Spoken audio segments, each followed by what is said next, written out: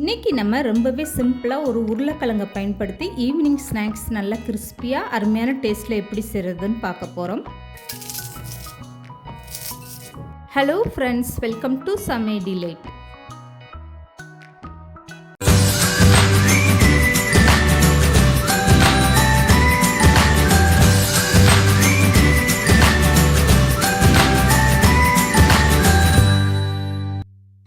இப்போ இந்த ஸ்நாக்ஸ் செய்கிறதுக்காக 2 உருளைக்கிழங்கு இந்த மாதிரி நல்ல பெரிய உருளைக்கிழங்காக எடுத்துக்கோங்க. நான் 2 உருளைக்கிழங்கு எடுத்திருக்கேன். உங்களுக்கு எந்த அளவுக்கு இந்த ஸ்நாக்ஸ் தேவையோ அதுக்கு ஏற்ற மாதிரி நீங்கள் உருளைக்கிழங்கு எடுத்துக்கோங்க.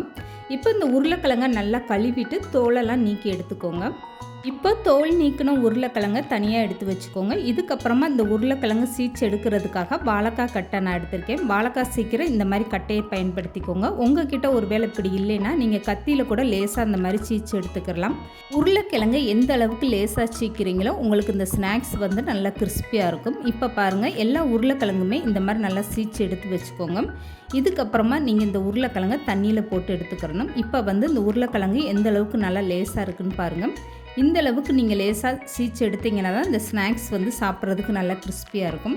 இப்போ சீச்சு எடுத்து இந்த உருளைக்கிழங்க ஒரு பாத்திரத்தில் தண்ணி வச்சுக்கோங்க. இதில் 1/2 ஸ்பூன் அளவுக்கு உப்பு போட்டு நல்லா கலந்து விட்டுருங்க. இதுக்கப்புறமா இந்த உருளைக்கிழங்க இந்த உப்பு தண்ணியில் சேர்த்துக்கோங்க. இந்த மாதிரி செய்யும்போது உங்களுக்கு உருளைக்கிழங்கு கருத்து போகாமல் இருக்கும்.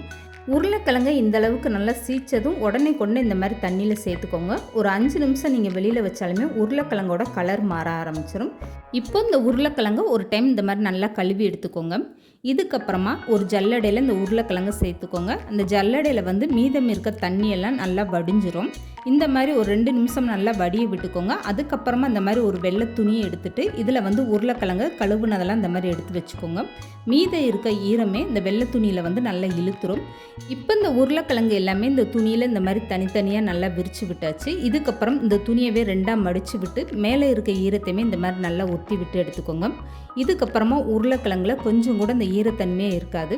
இப்போ உங்களுக்கு பொரிச்சு எடுக்கும்போது இந்த உருளைக்கிழங்கு நல்லா கிறிஸ்பியாக இருக்கும். இப்போ பாருங்கள், இந்த துணியில் நல்லா இந்த ஈரம்லாம் இழுத்து இந்த உருளைக்கிழங்கு எந்த அளவுக்கு நல்லா ட்ரை ஆகிடுச்சுன்னு.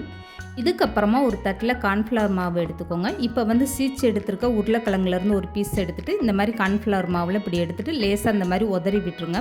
இந்த மாதிரி செய்யும்போது உங்களுக்கு கார்ன்ஃப்ளவர் மாவு அதிகமாக அந்த உருளைக்கிழங்குல ஒட்டாமல் இருக்கும். இப்போ இன்னொரு உருளைக்கிழங்கு பீஸ் எடுத்து வச்சுட்டு இந்த மாதிரி மேலே வச்சு இப்படி ரோல் பண்ணிக்கோங்க. இதுக்கப்புறமா சின்னதாக ஒரு குச்சி வச்சுட்டு இந்த உருளைக்கிழங்குல இப்படி நல்லா மாட்டி விட்டுருங்க.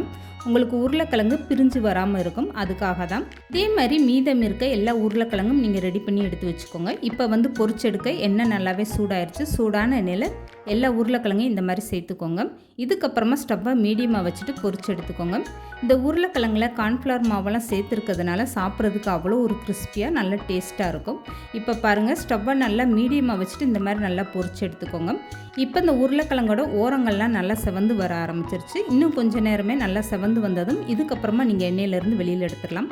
இப்போ பாருங்கள், இந்த உருளைக்கிழங்கு ஸ்நாக்ஸு நல்லாவே செவந்து வந்துருச்சு. இந்த அளவுக்கு நல்லா செவந்து வந்ததுமே எண்ணெயை வடிச்சிட்டு வெளியில் எடுத்துக்கோங்க. இப்போ மீதம் இருக்க எல்லா உருளைக்கிழங்கும் இதே மாதிரி நீங்கள் பொரிச்சு எடுத்துக்கோங்க. இப்போ பொரிச்சு எடுத்த உருளைக்கிழங்கை ஒரு கண்ணாடி பவுலில் நான் சேர்த்துருக்கேன். இப்போ இந்த உருளைக்கிழங்கு ஸ்நாக்ஸில் கொஞ்சமாக மசால் பொடியெல்லாம் சேர்க்கணும். அதுக்காக 1/2 ஸ்பூன் அளவுக்கு மிளகுத்தூளும் 1/4 ஸ்பூன் அளவுக்கு உப்பு சேர்த்துக்கோங்க. 1/4 ஸ்பூன் அளவுக்கு தனி மிளகாய் தூள் சேர்த்துக்கோங்க. இதுக்கப்புறமா இந்த உருளைக்கிழங்கு ஸ்நாக்ஸை இந்த மாதிரி நல்லா குலுக்கி விட்டுருங்க. அவ்வளோதாங்க. இதுக்கு மேலே நீங்கள் விருப்பப்பட்டால் இதில் 1/2 ஸ்பூன் அளவுக்கு சாட் மசாலா கூட சேர்க்கலாம். அப்படியே கடையில் வாங்கின சிப்ஸ் மாதிரி நல்லா அருமையான டேஸ்ட்டாக இருக்கும். இந்த ஸ்நாக்ஸை டொமேட்டோ சாஸ் தொட்டு சாப்பிட்டிங்கன்னா அவ்வளோ ஒரு அருமையான டேஸ்ட்டாக இருக்கும். இந்த வீடியோ பிடிச்சிருந்தால் லைக் பண்ணுங்கள், ஷேர் பண்ணுங்கள். மறக்காமல் சமையல் டிலைட் சேனல் சப்ஸ்கிரைப் பண்ணுங்கள்.